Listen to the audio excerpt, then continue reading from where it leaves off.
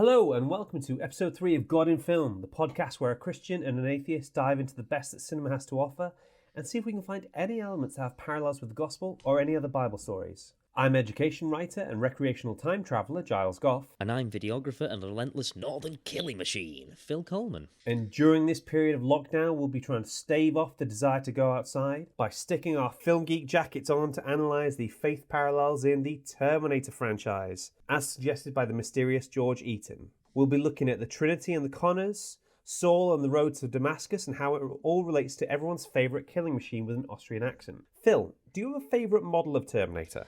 And it's got to be the T-1000. Yeah. Robert Patrick in that film is amazing. He's absolutely incredible. Yeah.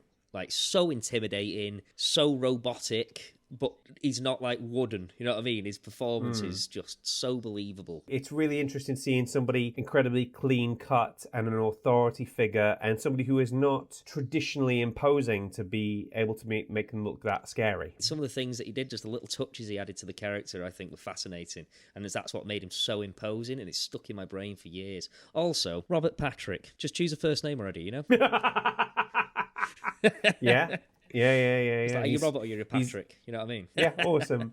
I went for a slightly left turn for my answer, and I want to say Cameron, played by Summer Glau from the TV series Sarah Connor Chronicles. I'm actually not familiar with that. No. It's a TV show that was cancelled before its time. It only got 2 seasons, and it was a real shame because it was really well done. Set after the events of T2 with Lena Headey as Sarah Connor. She becomes the first of 2 Westerosi queens to play Sarah Connor, with Emilia Clarke playing her later on in Terminator Genesis. Phil, do you want to talk us through some of the facts about the Terminator franchise? The Terminator franchise, an American media franchise created by James Cameron and Gail Ann Hurd. The franchise encompasses a series of science fiction action films, comics, novels, and additional media concerning the battles between Skynet's synthetic intelligent machine network and John Connor's resistance forces with the rest of the human race. The Terminator topped the United States box office for 2 weeks and helped launch Cameron's film career and solidified Schwarzenegger's status as a leading man. The film franchise alone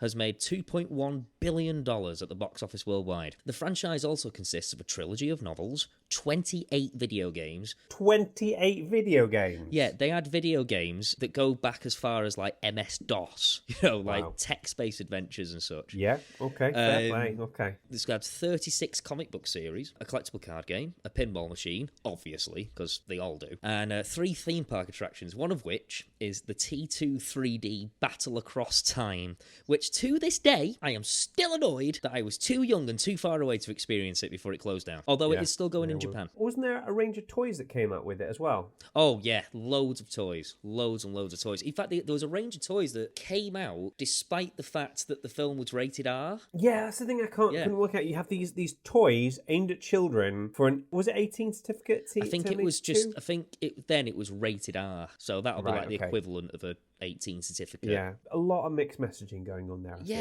Like this is a robotic killing machine. But I'll let my kid can play with that. Like, what? Yeah. No. The initial draft for the movie was sold to Gail Ann Hurd, James Cameron's production partner and former collaborator at New World Pictures, for the price of only $1. The symbolic gesture came with a blood oath, as quote-unquote it says. Hurd had to promise to do everything in her power to get the film produced, but with Cameron as director. She kept her word and dismissed every studio that showed interest but wanted to ditch Cameron. Oh, wow, I didn't know that. They actually ended up becoming married for a short period of time as well. Yeah, he has a tendency to marry strong women. It's one of those delightful quirks. It sort of reflects in his writing, though, as well. People used to have T-shirts that said, "You can't scare me, I've worked for James Cameron." That's one of the facts I've got. Oh, I'm sorry. No, it's okay. I'm glad that you've used it in the context. He seems like a fairly hard character. Like, he definitely knows what he wants. He's an intense dude, but at the same time, he produces some phenomenal stuff, I mean, TV series like Dark Angel, Titanic, even Avatar, which I didn't like. You can still see all the craftsmanship that's gone into it. Yeah, you can see that he's a honed, well-established storyteller. Somebody once compared me to James Cameron as an insult, and then somebody quietly sort of wrote down in a little note to it, it's like, you might be a bit James Cameron, but at least you're not Michael Bay.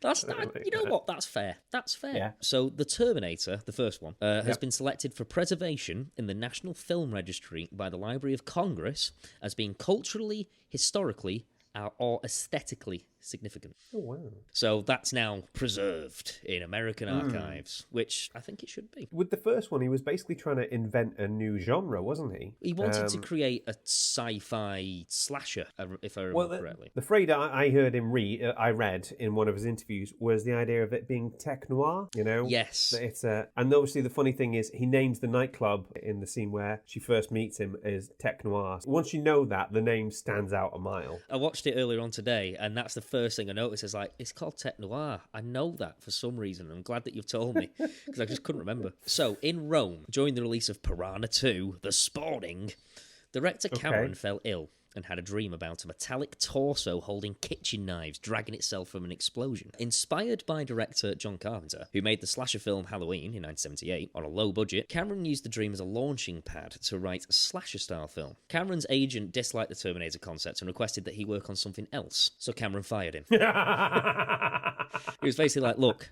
this is what I've got. It will work. This is a bit of a divergent, but one of the few A-list, or maybe the only A-list director I've actually met, was Danny Boyle. I asked him once, how do you pick your projects? And he said, it's a bit like falling in love. Everyone can tell you not to do it or all the reasons why you should avoid it or anything, but sometimes you just know and you've just got to go for it, you know? And it sounds like that's what Jim Cameron was going through there. That sounds about right to me. One afternoon, during a break in filming, Arnold Schwarzenegger went to a restaurant in downtown LA to get some lunch and realised all too late that he was still in Terminator makeup with a missing eye, exposed jawbone and burned flesh. I want the meatloaf. If Arnold Schwarzenegger wasn't intimidating enough, but he's standing on the other side of the deli counter with you and part of his jawbone is exposed. That's going to be... The thing is as well, because he's unaware that he's still in makeup, he's going to be like smiling and sort of being extremely friendly, and there he's got like a bit of jaw hanging out, and you think, are you all You're going to get some incredibly fast service that way, I think, you know? Oh, yeah. So, according to a 2008 interview with Lance Henriksen, who, by the way, I forgot complete was in this film, so I watched it earlier today. Lance Henriksen's the police officer. He's the android in Alien, isn't he? Or he's one of the androids in. I saw him and I was like, you're a robot as well. Yeah, it was like, you're a robot, but not in this franchise. James Cameron had no agent, according to Lance Henriksen, and was either living in his car or sleeping on the couch for a friend when he wrote the script for the film. So he was poor. Shots through the Terminator's vision shows a dump of the ROM assembler code for the Apple II operating system. If you owned an Apple II, you enter the basic prompt. So let me get this right. End bracket call-151 star P. And it'll give you the Terminator view, which I think's so cool. That's what you want. Okay. Robert Patrick trained in a rigorous running regime while breathing only through his nose in order to be able to appear to run at higher speeds without showing fatigue on his face. He had trained so hard that he was able to catch up with Edward Furlong on his dirt bike with great ease, so he had to actually slow down. What a machine. Like I know he's playing a machine, but what a machine. That's insane. So Robert Patrick, who not only can he not decide on a first name, but he's also a brill runner. That is phenomenal. Similarly, physicality-wise, Robert Patrick patterned himself after a shark when he was moving through a crowd, which... You can see that as well, can't you? He's sort of got the features as well, like that very angular sort of like thing, and it really suits his natural aesthetic, you know. And to accomplish the scene in which the T-1000 slowly emerges from the fire in the, in like the foundry sequence at the end, Robert Patrick had to stand in the centre of the flames and then walk out. After the scene, his clothes were all singed. Yeah, health and safety were napping that day, weren't they? Yeah, they didn't really think that one through, did they? I mean, man could have died. Okay. Arnold Schwarzenegger's catchphrase almost became, "I will be back," because he thought it sounded more machine-like without a contraction. He also felt "I'll" sounded too feminine. It was the one major disagreement between Schwarzenegger and James Cameron, and all Cameron had to say was that, "I don't tell you how to act, so don't tell me how to write."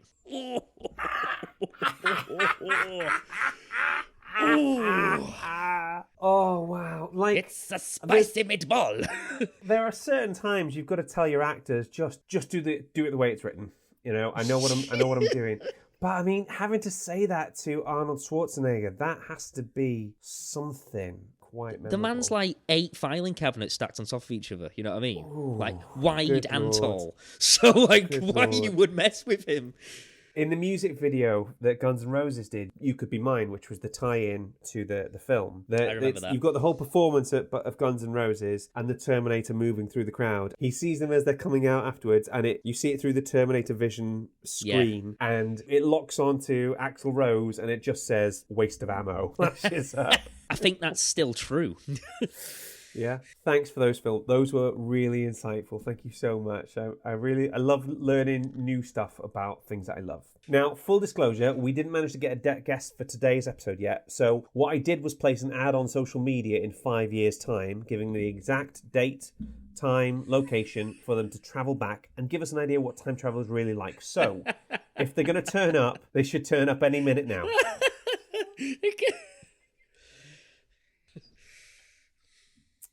Well, that was disappointing. Yeah, that sucks. So, like, where is he? Okay. In place of that, I've decided to correct one particular injustice, which is that I feel one film is unfairly maligned. So we're introducing a little alternative segment, which I'm calling A Spirited Plea to Reevaluate Terminator Salvation.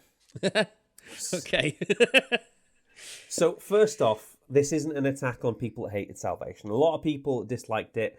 Are people I love and respect, and I'm not looking to start anything. What I'm trying to do is to suggest that the reason that Terminator Salvation is so reviled is dependent more on context than content. Firstly, let's look at the cast list.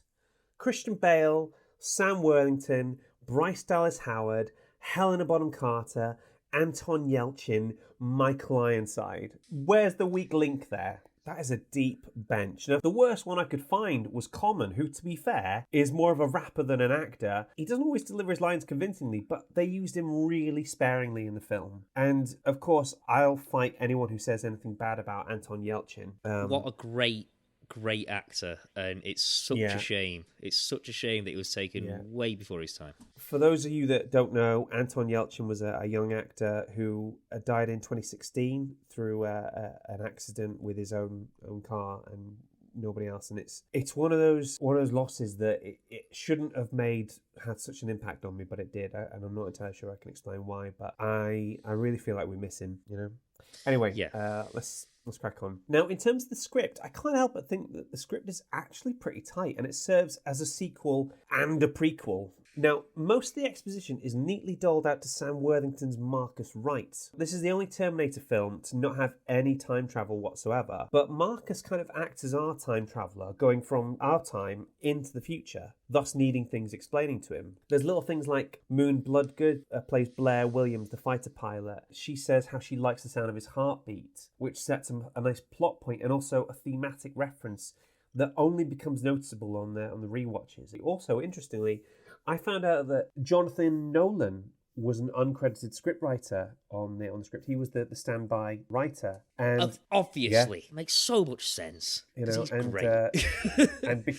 he is pretty great. You know, I mean, he still gave us Westworld, and for me, the line that still sticks out is, "If you're listening to this, you are the resistance." I like that. And it also, in the same way that Batman Begins shows you how someone can become Batman, this shows you how John Connor can become this great military leader, because he's effectively used his 10,000 hours to learn how to kill the Terminators long before the rest of the world even knew they existed. So I thought that was a really nice touch. Originally set in a dystopian future, Terminator Salvation can now be classed as being set in an alternate past, as the film is set in 2018 after Judgment Day. Considering that this is a 2018 where Donald Trump was not president, it's difficult to class whether it's class it as a dystopian world, as at least they didn't have to deal with this nonsense. Yeah.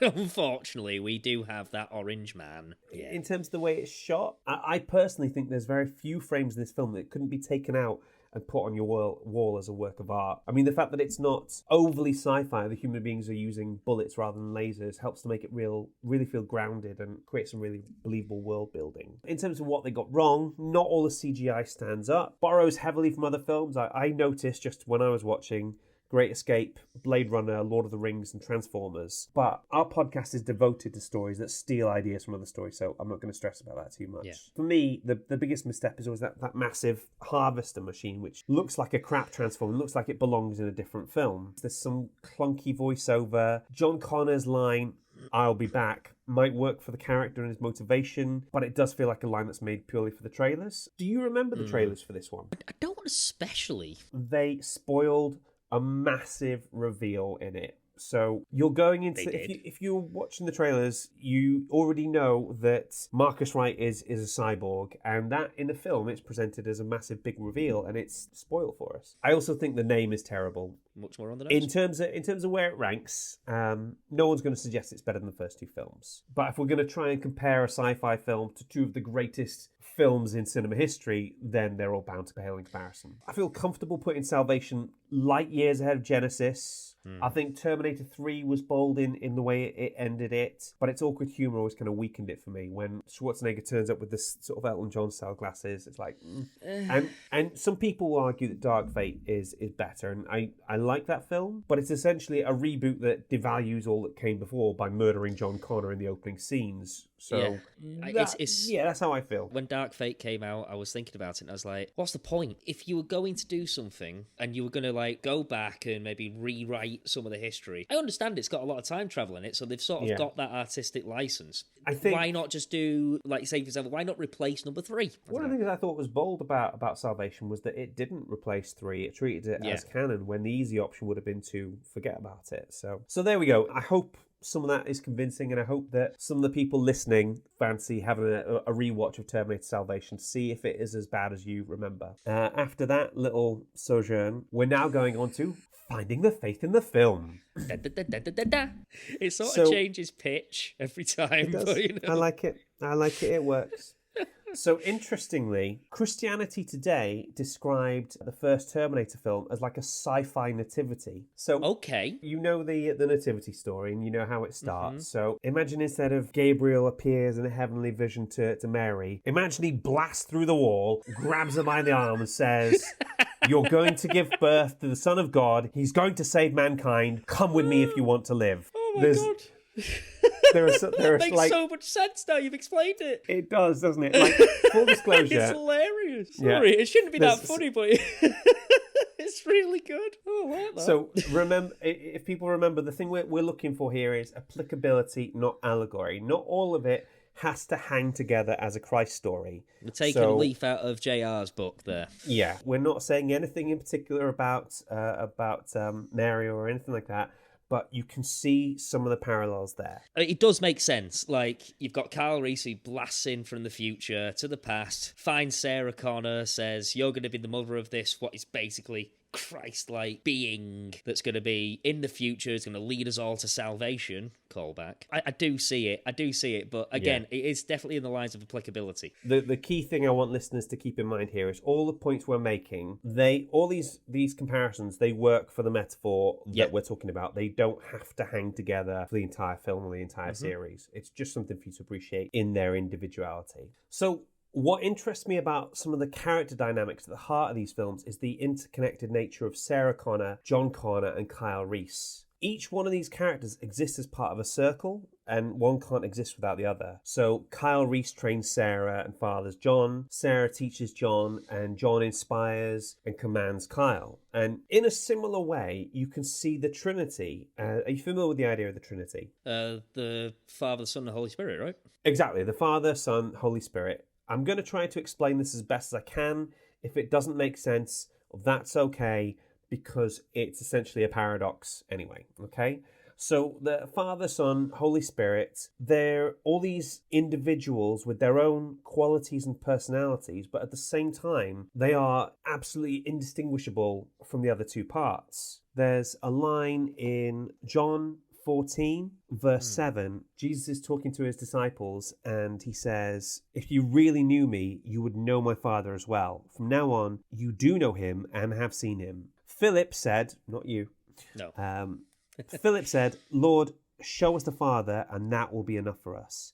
Jesus answered, "Don't you know me, Philip? even after I've been among you such a long time, anyone who's seen me has seen the Father. How can you say, show us the Father? Don't you believe that I am in the Father and that the Father is in me? Now, because of this, the time travel aspect to it, you do have these three characters with this kind of interconnected nature. You can't, if you take one piece out, then the whole thing falls down. It's and trying to explain the Trinity is a similar thing where you can't take one piece out. It reminds me of, do you remember that song by Street Sweeper Social Club, The Oath? Oh, yeah, There's this one line in it where it says, I pledge that we are individuals. That said, from you I'm indivisible. So it's a nice concept. It doesn't make any sense, but I feel it's still worth noting. I feel it's still there. What I'm getting from that is that I feel as though it is more descriptive of a concept between possible individual people who have a faith or a religious belief in common. Let's say the Trinity of people in this instance is Kyle Reese, Sarah Connor, and John Connor. They are all completely different, but they are all united in the cause against the machines, taking over everything, apparently. For me, coming from a non-faith standpoint, that's what would make sense to me in terms of script writing, in terms of the narrative and in the way that the characters interact with each other and their relationship. I mean, when it comes to the Trinity, I think you can be a Christian your entire life and never fully understand it. And I think I'm definitely one of those people. But I thought it was really interesting how these ideas and concepts sort of roll around these three characters, and because of the time travel element to it, we've got a really nice paradox there that I thought had an interesting parallel with the Trinity. If it doesn't work for people, that is okay. Now, I'm going to tell you a little bit about a guy called Saul, and this should hopefully be a bit more straightforward. Have you ever heard of a guy called Saul from the Bible? He changed his name to Paul. I was hoping that would be my big reveal, you know? Sorry. Okay. I did know about this one. Saul was a Pharisee he was the OG Christian killer. He slaughtered Christians before it was cool, way before Romans brought lions into the equation. Acts 8, chapter 1 says, and Saul was there giving approval to his death when it talks about the first martyr that comes across, you know? Now, he's on his way to Damascus to kill some more Christians when he has this vision. As it says in Acts 9, 3-6, as he neared Damascus on his journey, suddenly a light from heaven flashed around him. He fell to the ground and heard a voice say to him, Saul, Saul, why do you persecute me? Who are you, Lord? Saul asked. I am Jesus, whom you are persecuting, he replied. Now get up and go into the city, and you'll be told what you must do. I love that little bit line there. Just get up, go to the city, I've given you so many chances, Saul, right? Now, get up, go to that big place of all the buildings. So he's temporarily blinded, but the short version is he goes to Damascus, meets up the early church, and becomes one of their greatest leaders. I cannot help but think that has to be one of the tensest meetings anyone has ever had. When somebody goes to meet him, like, yes, I'm converted, I believe what you believe. And it's a trap. You know? Yeah. So he changes his name to Paul, becomes an apostle, and is responsible for a large part of the New Testament. If you've heard the words, love is patient, love is kind, it does not envy, it does not boast, it is not proud, then you've heard Paul. This one, to me, I don't think it's that much of a stretch to see a parallel with the T-800. Okay. Yeah. Granted, no, yeah, actually. All right. So the T-800, the Arnold Schwarzenegger model, basically kills people left, right, and center. And then he's effectively reprogrammed. He is reprogrammed by the Resistance, then becomes their greatest soldier and is sent back to save John Connor. You have somebody switching so dramatically from one side to the other. And these kind of stories, the stories of somebody being incredibly anti-God and then becoming one of God's greatest soldiers, for want of a better phrase, they're really popular because it's this idea that nobody's beyond redemption and can apply to absolutely anybody. I feel like the T-800 is possibly one of the best examples of that. You know what? I like that a lot. I like that a lot, actually. Like, taking parallels from a text, and there's none more famous than the Bible. Like, I don't know if James Cameron did that on purpose, but that is really, really cool because it's almost undeniable when you sort of put them side by by side. It's straight down to the fact that he's like, I'm killing the resistance. I'm saving the future of the resistance now. No, the enabler of the resistance almost. Absolutely. Now, this one might be a bit of a stretch, but I thought it was worth mentioning. If the machines had done literally nothing rather than go back in time to kill Sarah Connor, John would never have been born. And in this way, the machines kind of create their ultimate enemy. In a similar way, and again, if you think this is a stretch, that's fine. Christians, we sort of attribute Jesus' death to the devil and evil in general. The key thing being that the devil's sort of responsible for killing Jesus, and in doing so, Jesus' sacrifice atones for the sins of mankind. So in this way, Satan sort of facilitates a hero that he can't destroy. If Jesus hadn't sacrificed his life, we wouldn't be having this conversation. So I just find it fascinating that the bad guys accidentally help to bring about their own destruction. To harken back to a Nolan quote, it's what happens when an unstoppable force meets an immovable object.